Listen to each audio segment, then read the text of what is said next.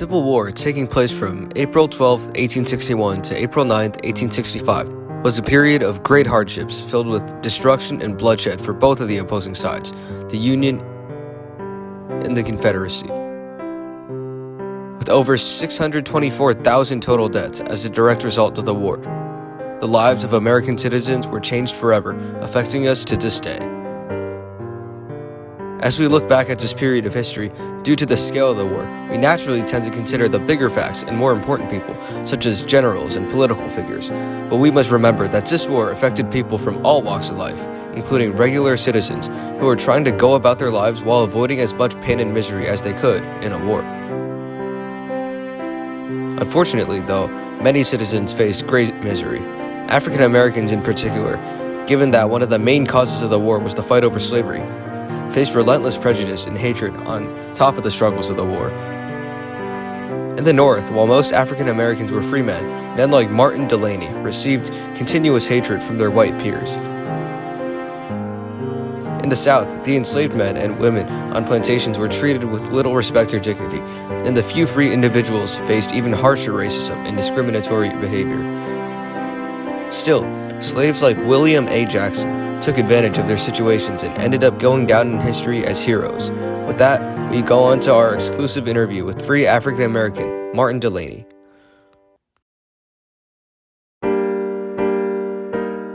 Martin R. Delany was a physician, abolitionist, writer, and soldier.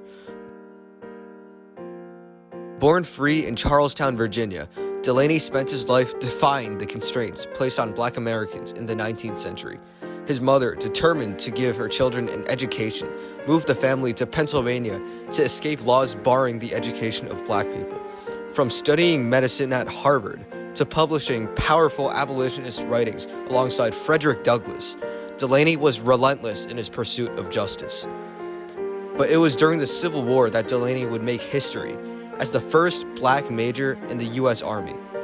In 1865, he met directly with President Abraham Lincoln to advocate for the leadership of Black troops. To truly understand the legacy of this visionary leader and pioneer, let us journey back to the battlegrounds and lecture halls that shaped his extraordinary life. Oh, hello there, sir. Would you happen to be Mr. Martin Delany? Why, yes, I would. Oh, nice to meet you, Mr. Delany. I am a reporter who's been traveling around the country. Do you have a minute to do an interview with me? Of course, sit down, please. Oh, thank you. It's such a pleasure to be speaking with you today, Mr. Delany. Well, thank you for having me. I want to ask you about your experiences during the Civil War. But first, tell me, how was your childhood? Well, to start, I was born to two wonderful parents, Samuel and Patty Delany, in Charlestown, Virginia, on May 6, 1812.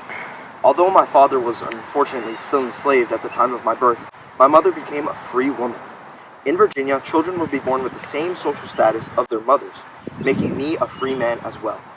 I lived in Virginia for 10 years before we moved to Pennsylvania, since my mother wanted us to pursue an education, something not allowed for Black people in Virginia. I see. What was your life like in Pennsylvania?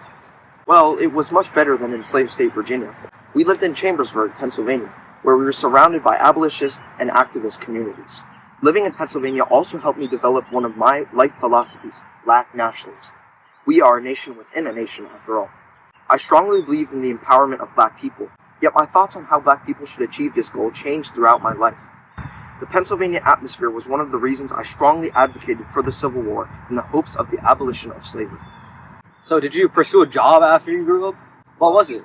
As a matter of fact, I did. At the age of 19, I journeyed west to Pittsburgh, where I apprenticed under abolitionist physician Dr. Andrew McDowell. It was during the cholera epidemic, and I learned many techniques, like fire cupping and leeching, to help treat cholera. Working as a physician helped me see that despite their struggles, many people persevered and still had hope, which partly inspired me to be so hopeful during the war. Yet, as a physician, I faced much racial discrimination as well, strengthening my pride in being a Black man. Soon enough, I was accepted into Harvard Medical School, one of the first Black men to do so. Oh wow, Harvard! That's very impressive. Tell us more about your college experience. It must have been fun. Well, I wish I could say that. It was 1850, and I was applying to many schools, most of which rejected me. Yet, Harvard Medical School accepted me after I submitted 17 letters of recommendation. However, in just 3 weeks, we were dismissed. Oh my god, why? Well, I think you know why. A group of racist white students wrote to the university to kick us out. After I got kicked out, I went back to treating cholera. This experience helped me develop one of my strongest ideologies I live by, the idea of black nationalism. I strongly believe in the empowerment of black people, and I'm glad Lincoln passed the Emancipation Proclamation for this reason. Wow, you clearly have a strong stance on black nationalism. Have you done anything else to support your fellow African Americans? Well, of course I did. In fact, I began publishing a black-controlled newspaper called The Mystery, which was advertised by William Lloyd Garrison in The Liberator. I, in fact, met him and Frederick Douglass, and I played a role in coming up with Douglass's The North Star. No people can be free unless they are their own rulers. Wow, I didn't know you were this influential. What other strong beliefs did you hold? Well, after my time in college, I thought that even in the North, blacks had no place in America. This started one of my other main beliefs at the time, emigration.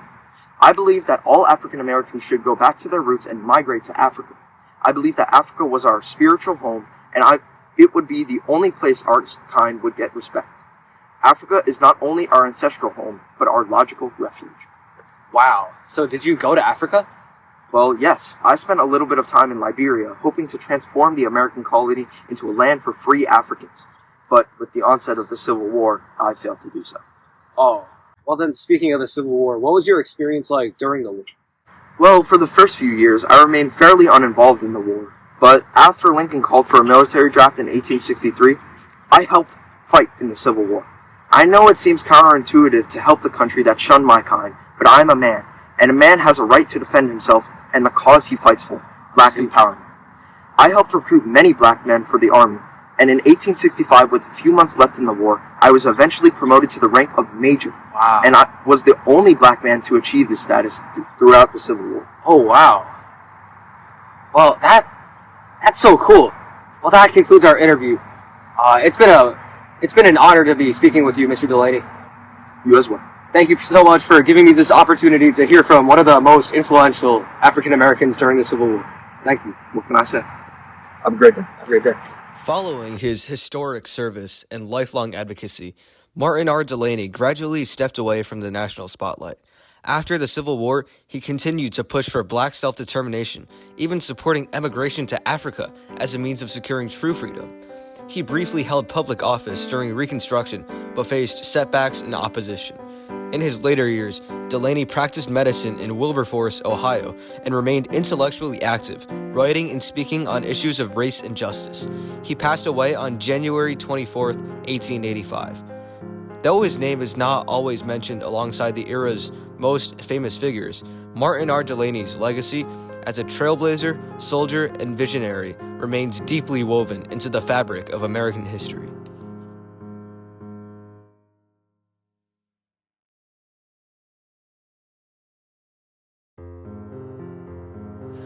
William A. Jackson was a father, husband, coachman, and slave.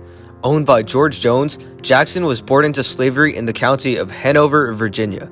From job to job, Jackson would eventually be rented by the President of the Confederacy, Jefferson Davis. After a swift move from Montgomery to Richmond, Davis was in need of a new house and workers.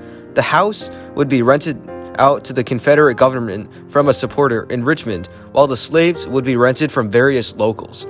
Among those working for Davis, William A. Jackson became the coachman, or driver, to the presidential family at only $20, $730 in today's currency, per month. Escaping the Davis household around late 1861 and arriving at Union lines on May 5, 1862, William A. Jackson would be the first of 5 to escape from the White House of the Confederacy, leaving behind both his wife and 3 kids. To truly understand his predicament, let's go to the site of the very house that employed him all those years ago.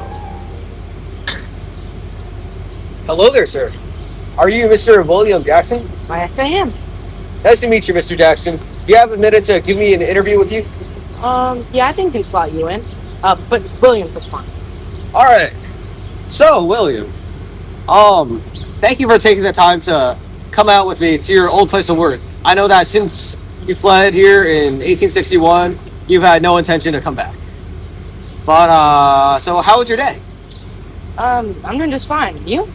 I'm doing pretty well. Long train ride. Yeah. Yeah. But anyway, I think it's about time we start the questions. So to start, how was your childhood? How has your youth shaped your views before and during the Civil War?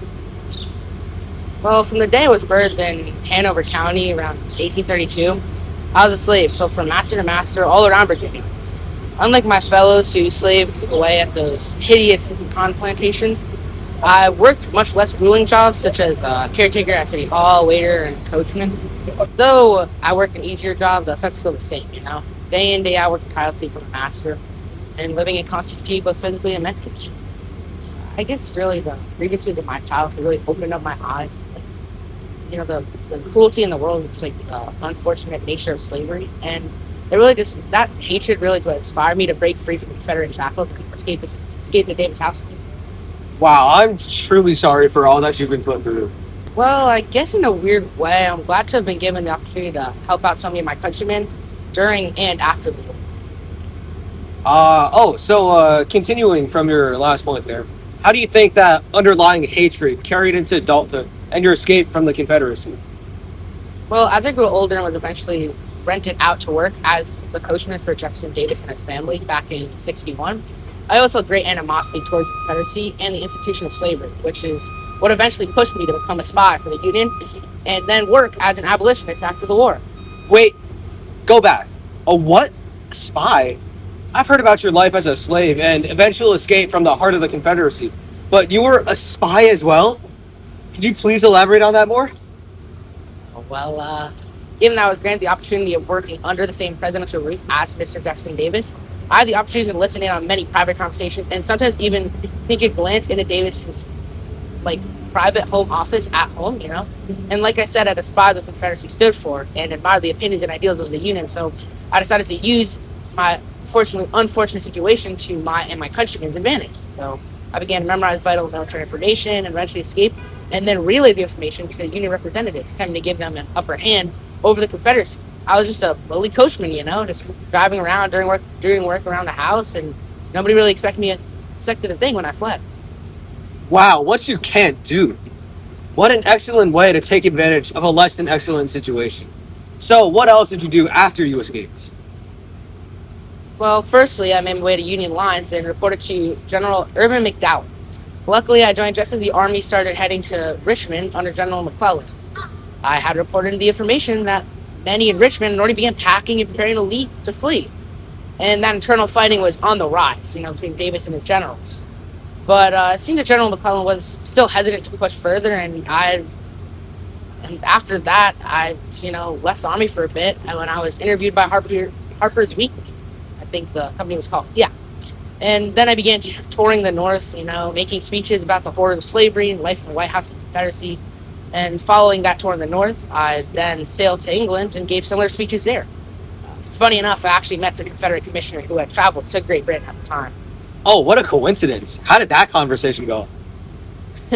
Yeah, it was a bit strange, and I was kind of just smuggled into a party that was filled with Southern refugees from the Confederacy, and the person who smuggled me in was actually a friend of James Mason, the aforementioned commissioner. That friend thought it'd be funny to introduce us, so we just shook hands, gave each other a proper greeting. Though from this experience, he his expression on his face, he clearly wasn't too happy to see me. He kept it simple. Wow, your life seems like one big movie. From the White House of the Confederacy all the way to touring England. You have some story. Just one more question, if you wouldn't mind. Of course not. I've been giving useful information to the Northerners for years. Yeah. I stop now. True. Well, I suppose so. Well, given your extraordinary situation and the tremendous differences in overall life during the Civil War, if there's one thing you would want future generations to understand about your experience and the meaning of the war, what would it be? And how do you think it should be remembered? There's one thing I'd ask folks to remember is that the war wasn't just about soldiers or battles. It was about people like me, suffering in the shadows, not on the front line, but just in houses like this one, and trying to change the course of history. I mean, myself, like many others, weren't born free, but I still found a way to fight for not just my freedom, but everyone's freedom. This war, for me, was never about the glory. It was about survival, dignity, peace, and the hope that someday no man, woman, or child would ever be referred to as property ever again. So, how should it be remembered? Through the stories of millions. They're the maps of escape rooms through the letters and photographs of quiet resistance and through our newfound voices, given finally and forever the right to be heard. I think that is how the war should truly be remembered. Oh, that was amazing. Thank you so much, William, for everything you've done for this nation. It's people like you who define our nation, and I'm proud to once again be able to call you my countryman. Thank you for having me and giving me a chance to share my story with the world. And with that, I think the interview is complete. Mr. William, thank you so much for doing this with me. I wish you good luck in your future endeavors. Have a good day. Following Jackson's tour and 15 minutes of fame as Jefferson Davis's escaped coachman, he would fall out of public view. Not much is known about his life after the Civil War.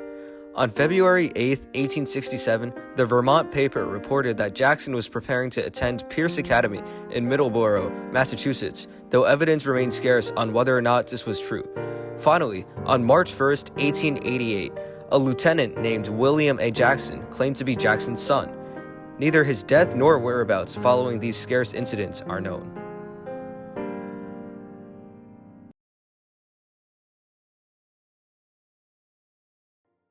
As we reflect on the lives of Martin R. Delaney and William A. Jackson, we are reminded that history is not only shaped by generals and presidents, but also by the courage of individuals who defied the odds. Delaney, born free but bound by racism, rose to become a major in the U.S. Army and a voice for black empowerment. Jackson, born enslaved, risked everything to escape and share intelligence with the Union, affecting the tide of the Civil War. Their stories remind us that the Civil War was not just a clash of armies. It was a fight for human dignity and justice. Through the legacies of these men and countless others like them, we gain a deeper understanding of the true cost of freedom and the enduring power of resistance.